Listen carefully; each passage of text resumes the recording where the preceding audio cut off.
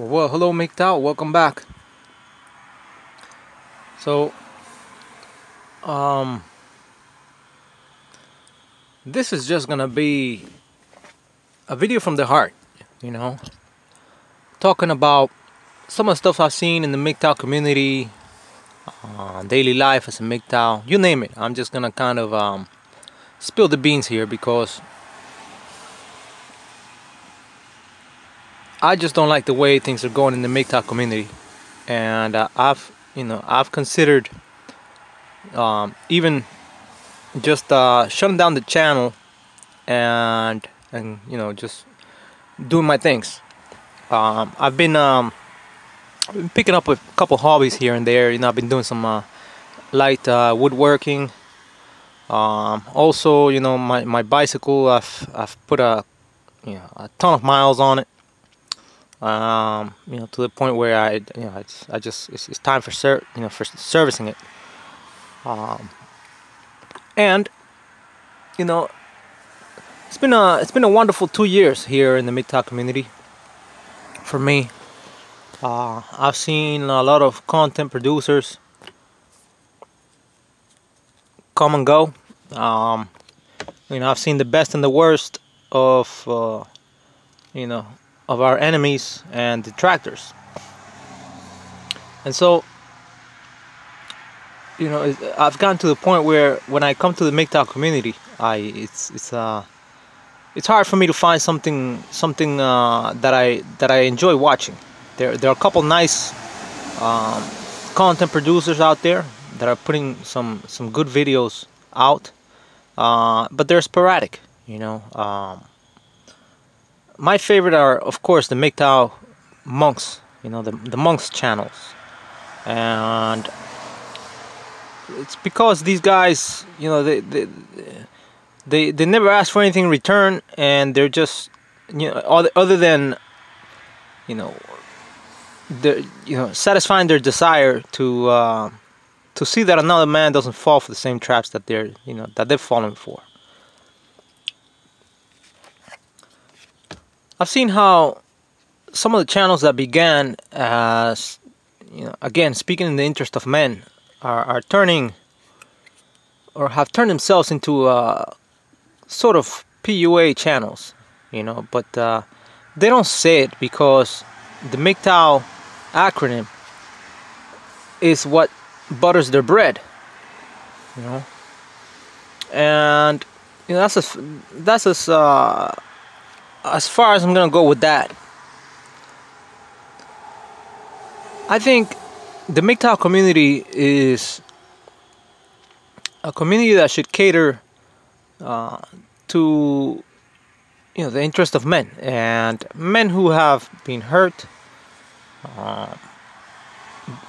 burned in court, burned in bad relationships, having issues with their children, so forth and so on.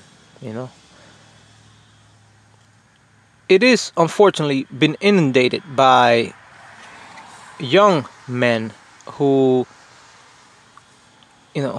primary goal is to find any nugget of information that they can get from a more experienced guy, so that they can use this to get laid, and I'm gonna say it again, that is just not MGTOW. If you're looking for tips and advice on how to make her do this and how to make her do that, and how to be an alpha and so forth and so on, this is the wrong community for you. MGTOW, it's about walking away. It's about respecting yourself. It's about saying no to bullshit and drama.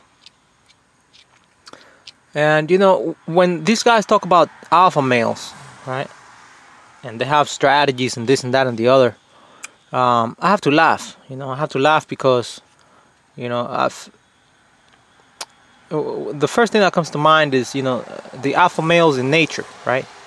And who are the alpha males in nature? What do they do? What is their behavior, right?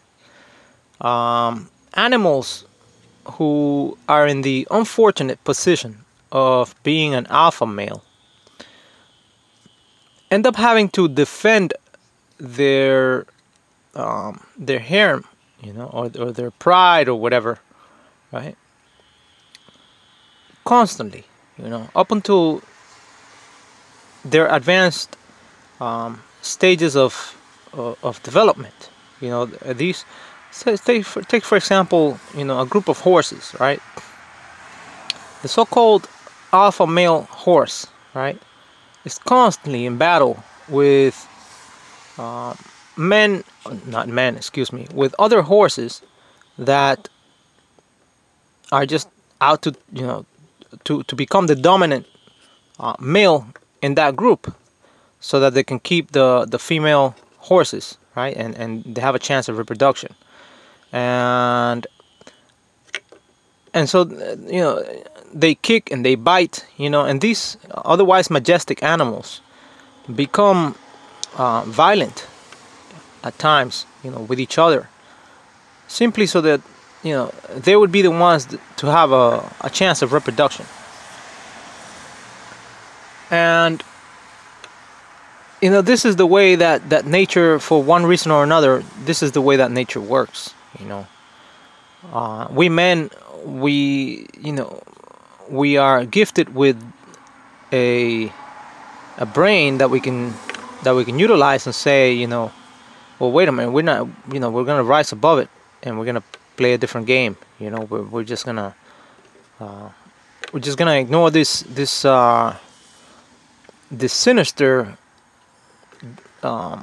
thing, the sinister plan that nature has concocted for us, and we're just gonna do our own thing. We have the gift of life, and it's just a matter of enjoying it. We don't have to pass on our genes.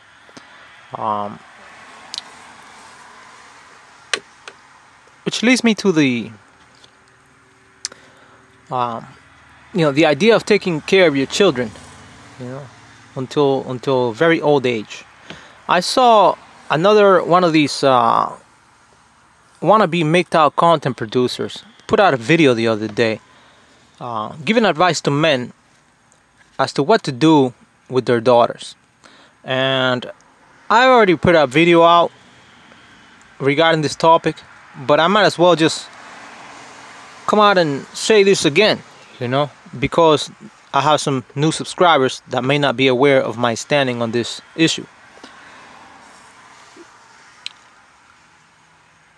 In nature, we see it on those documentaries. The birds, the little tiny birds are up in the nest. They can't fly. They're afraid, and they depend on their mother and their father to bring them the food. To bring them a worm, to keep them warm, to keep them sheltered.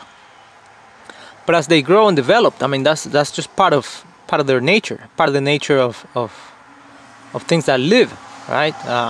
They become stronger, and eventually, they don't fit in the nest, and the mama bird has to push them out, and these little birds, they refuse to fly, they refuse to jump out of the nest, right? But that's what humans have to do too. Not literally jump out of a nest, but they have to go and do their part in order to secure their survival. And so when you keep a child in your home for longer than they should, what you're doing is crippling them. You're not making it any easier for them to go out and fly. You see, you're not making it any easier for them to go out and experience the world for what it is, and in the process grow internally, and develop some strength in their wings. And so, this idea that you have to take care of your daughter until another man comes by and takes her off your hands, that is a traditionalist idea. A traditionalist idea that has fortunately come to pass thanks to feminism. You see, the way this comes from the days when women couldn't produce. Women could not produce because production was difficult. You know, we're talking the industrial age, and we're talking pre-industrial societies, in which women, you know, women's ability to produce, you know, to generate revenue for themselves, or to produce something of value by, you know, by making things, was limited to their physical strength, or limited by their physical strength, right? And their inability to compete with men. And it wasn't until, you know, the Industrial Revolution, when, you know, people began to move from the countryside to the factories, right? And the invention of the cotton gin and the spinning jenny, you know, these two machines for treating fabric, right? That, you know, that a cottage industry developed, and women were able to, you know, out of the, you know, out of the countryside, right? This is prior to, you know, to the moving to the cities, right? Women, you know, that was the only way they were able to produce. They were able to produce because of the inventions of these, you know, that were created by men. And so their ability to produce has been tied to our creativity, and how much easier we have made it for them, right? They no longer have to wash clothes by hand, right? They no longer have to you know, haul water from the river, right? They no longer have to wash cloth diapers. So, you know, is these advancements in technology as in the way that we do things, right? That has allowed women to compete with men, right? To compete with men in this now post-industrial electronic marketplace, in which they're finally able to kind of produce the same that a man is able to produce. So with this, you know, having said this, it's no longer, you know, a man's responsibility to ensure that, you know, his daughter is going to be taken care of. You know, she grows up, right? She grows up, and she's now the proud possessor of a college degree, right? An education that should be able, you know, that should allow her to produce enough so that she can take care of herself, you know, despite her consumption habits. And so, if you did everything you had to do as a parent, you know, if you did everything that you had to do as a man and as a father, to make sure that your daughter, you know, received the education that she needed, and that she didn't do drugs, you know, she stayed away from you know, doing heavy drugs, that she didn't become an electronic prostitute, and so forth and so on, because there are so many dangers out there for kids now. You know, this is an increasingly dangerous world. But if you did everything you could as a father, right, you should have no guilt in pushing them out of the nest.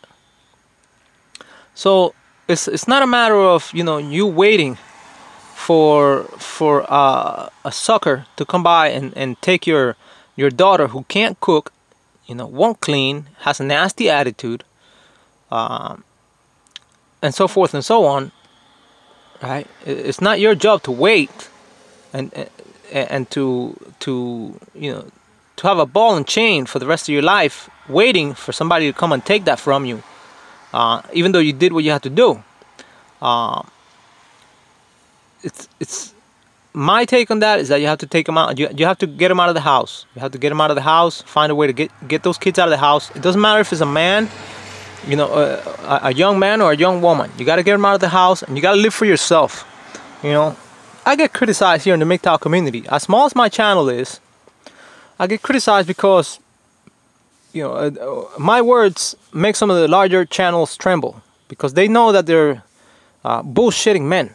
You know, they're coming over here, selling merchandise and T-shirts and you know, and receiving all kinds of other compensation, you know, and monetization, right? These channels that when they have live streams, instead of talking about men's issues, what they do is they talk about subscriber counts, and they talk about monetization and this, that, and the other, right?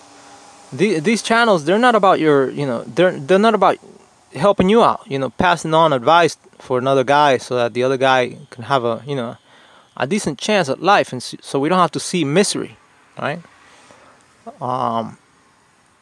So when I talk, I make these I make these trad cooks tremble, and they don't agree with me on a lot of things, but I've yet to come, to have them come over and prove me wrong. I have not had anybody prove me wrong on anything so far.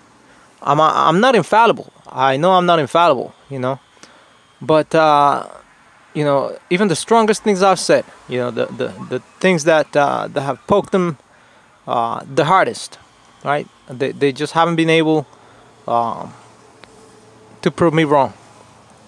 And so, I mean, I wish I did. Maybe I learned something if they did, maybe. But what I do in that case, if somebody proves me wrong, you see, then what I would do is what any reasonable man should do, which is, they change their mind. They put their pride aside, and they adopt the new beliefs and the new way of seeing things.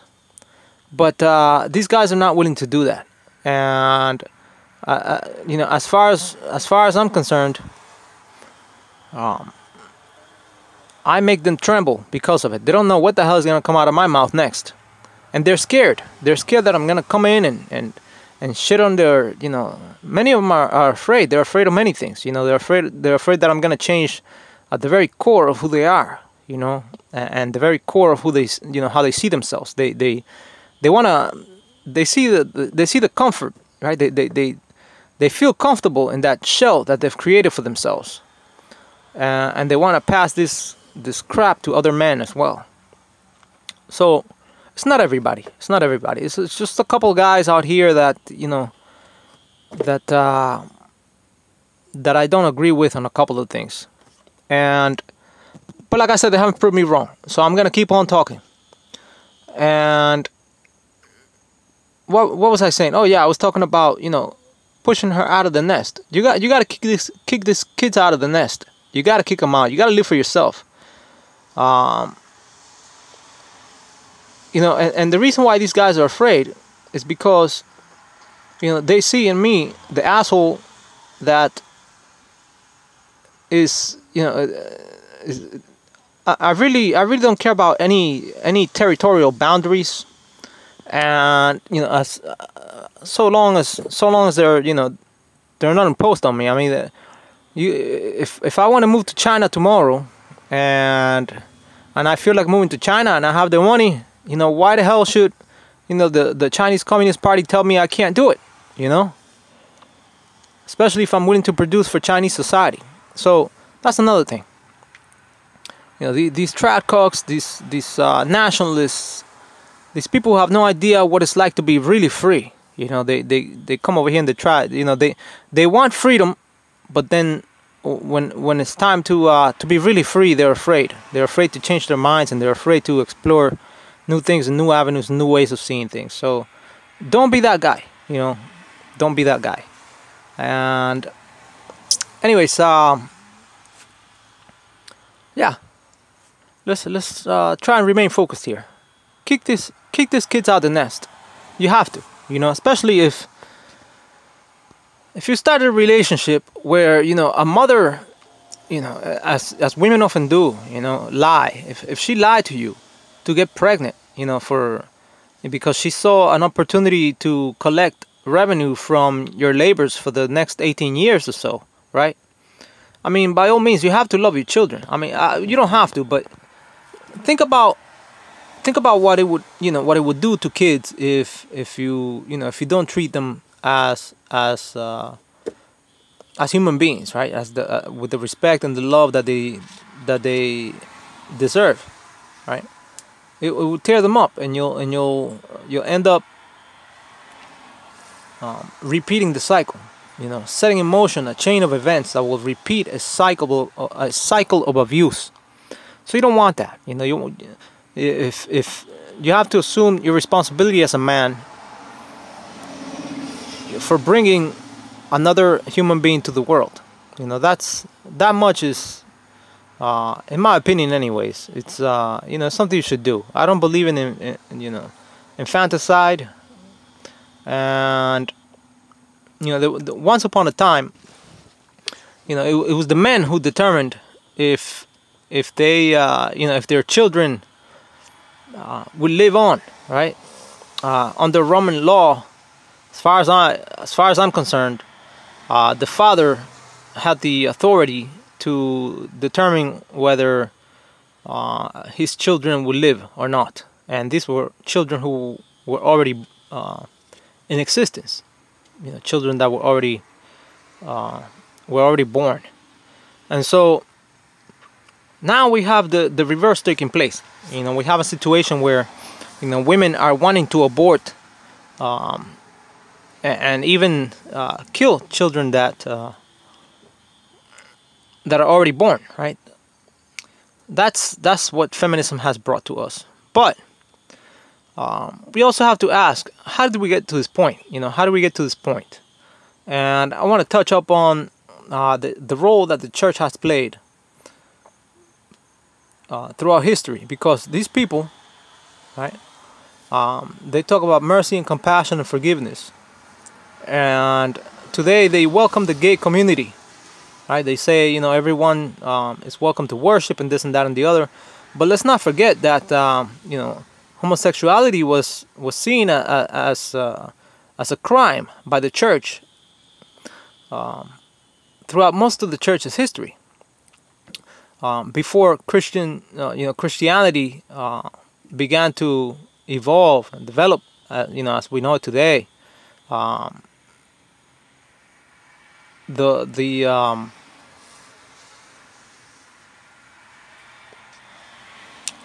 know, the Romans, right? The Romans were okay with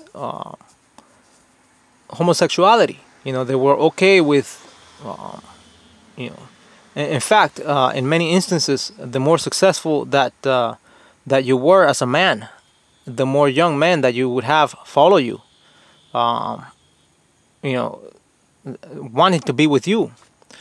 This was the case, you know, for Socrates. You know, one of the most prominent Western philosophers that the world, you know, that the Western, actually the entire world has come to know, right? He was very successful in matters of the state, which was very important in you know, in the years in which he lived. You know, 399 before Christ or so, and he was gay. You know, Socrates was gay, and like I said, he had groups of young men, you know, going after him. You know, wanting to be with him because he was so successful in matters of state. But Christianity put an end to all that, you see, and the irony of it all is that, you know, if you're wondering why, you know, why it's so hard to get laid nowadays in the Western world, is because, you know, of the way in which Christianity has portrayed sexuality, right? The Christian God himself was believed to have been born of a virgin woman, right? This idea of the immaculate conception, right? The idea that a man would, you know, that a God, a perfect God, would only be born of a, you know, of an immaculate woman. That is, you know, an immaculate conception. That is a woman that was not touched by another man. She was a virgin, right? So Jesus himself was born to a virgin, according to Christian mythology. So Christianity saw, you know, the early stages of Christianity, right? Actually, for most of Christian history, sexuality was portrayed as something evil, something sinister. If not done, if not, you know, carried, if not done in the name of procreation, right? So if you didn't if you weren't in the having sex in order to have children, in order to create children for God Himself, right, and for procreation, really, then you were committing a sin, and this was the sin of fornication, as it came to be known. It was a crime, and it was punishable by death. And we have the Spanish Inquisition, right? A court that was developed in the as far as I'm concerned, from the 10th century on to the 12th, right? It's the Christian, in which Roman Catholics, right? The Roman Catholic Church, made it their duty to punish heretics, to punish crimes that were against the teachings of the church, right? We're talking crimes like fornication. We're talking blasphemy, heresy, especially heresy, but as it pertains to sexual matters, fornication, adultery, and so forth and so on. And so we have this this idea of a perfect God that came from a virgin woman, a woman that wasn't touched. And so we have to really observe what has the church been saying all along, up until now, up until very recently. What have they been saying? What have they been punishing, and what have they been acting upon, right? And for some of you, the idea that the church would punish is crazy, but that's the way that it was. In fact, the United States was founded by people.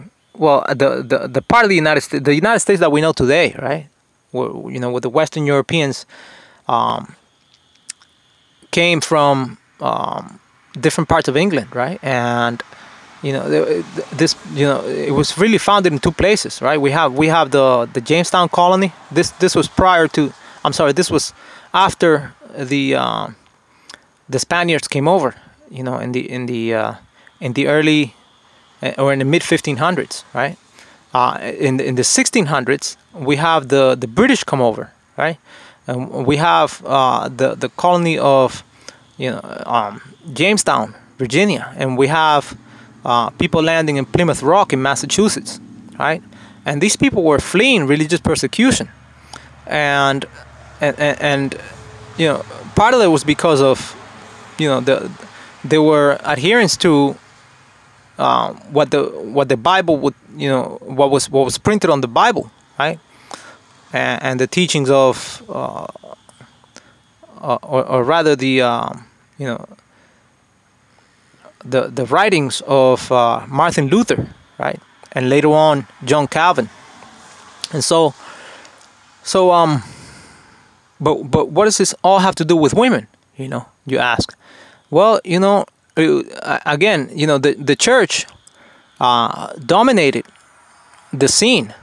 They dominated who would marry who. They determined who married who and whatnot, and so they had a say in pretty much every aspect of people's lives. Down to what they ate. Right? This idea of breakfast. Right? Breakfast has to do with you going on a nightly fast, right? And not breaking your fast until after prayer, right?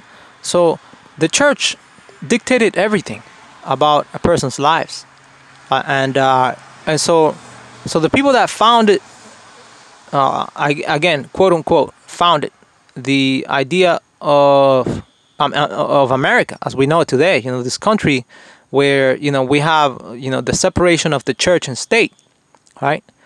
They were considered heretics. They were considered non-believers, simply because the Catholic Church, was not having any of it. And so we have we have this traditionalist, traditional setting that we have to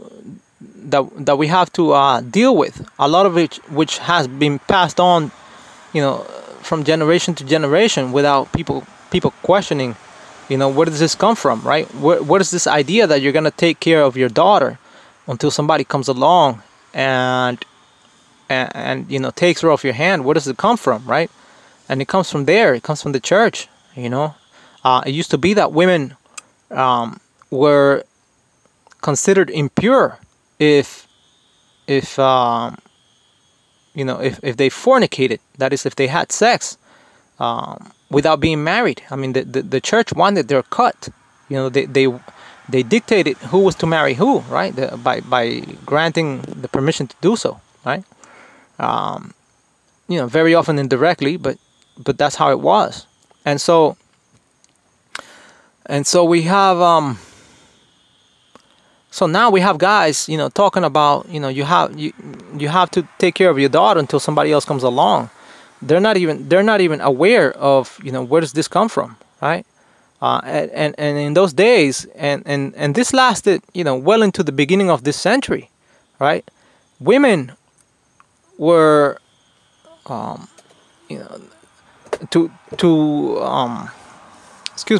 a woman to have sex. I'm sorry, not this century, the past century, the 1900s. For a woman to have sex without being married, right? At the beginning of the century, that was something to really raise an eyebrow to, and so that's, that all comes from the church, and it all comes from this idea of fornication and the idea of being, keeping your purity, right? Keeping your purity in the eyes of God, right? And so that's why people married. They married mostly to procreate, right? And to pass on their genes, because that was the way in which God intended it to be so, right? It wasn't about having fun and falling in love with someone that you really like. In fact, a lot of it had to do with the father selecting the right mate for his daughter, so as to guarantee that she'll be okay. Excuse me, guys. I'm gonna charge my phone here. I'm gonna talk a little more, and then we're gonna call it a night. But